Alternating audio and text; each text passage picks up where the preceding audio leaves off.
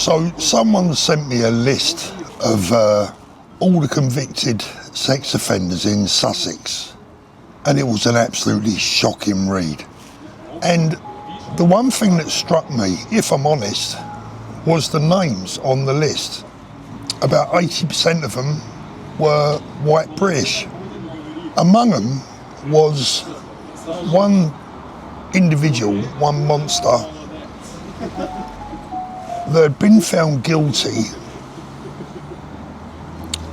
of a sexual assault on a cat, a kitten to be precise. To be honest with you, it made me feel quite ill reading some of these cases. It was like a horror movie. And then of course today we have the news of that 15-year-old girl who had been assaulted, we'll use that word, shall we,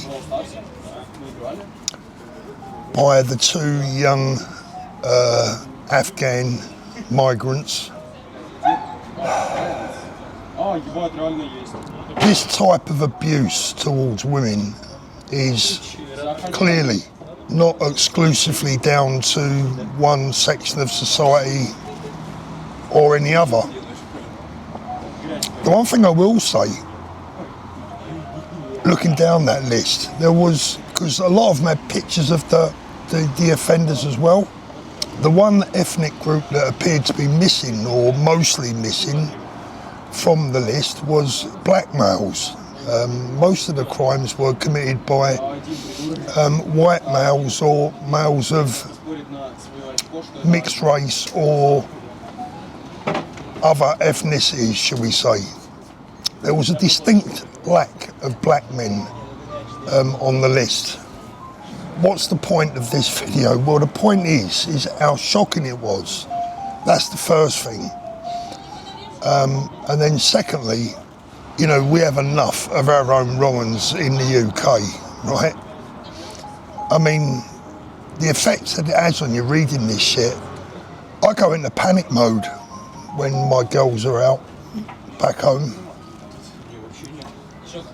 And when you look at the amount of vile, absolute wrong-uns that we have of our own, the worst thing that any decent society could do is add to them by bringing in other people's wrong-uns.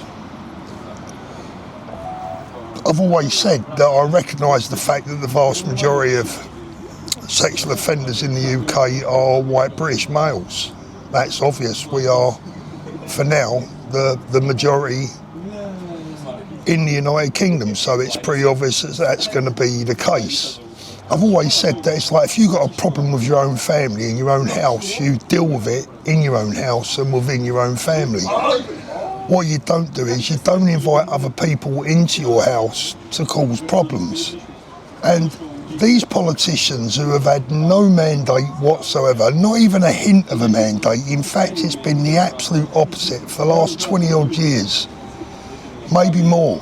The exact mandate that these people have been given is to do precisely the opposite to what they've done. And my disdain, my anger for them is immeasurable. That young 15-year-old girl was a victim not only of the two vile animals that did what they did to her, but she was a victim of those that have allowed it to happen. The politicians that have ignored the will of the people, the politicians that have stuck two fingers up to every single voter that's ever voted for any of them. They've just said, up yours, we're going to do what we want. They're guilty as well. They've got the blood of these victims on their hands. That's not me being dramatic, that's an absolute fact, because I know one thing, if I was in charge, or, you know, someone with the same political beliefs, that young 15-year-old girl, that wouldn't have happened to her. So, yeah, I hope they understand what they've done, I hope they realise what they've done.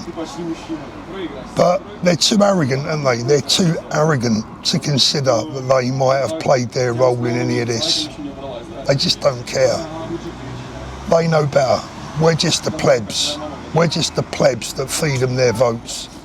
Never, ever, ever, ever give these people your vote again. For the sake of those victims and the sake of our children.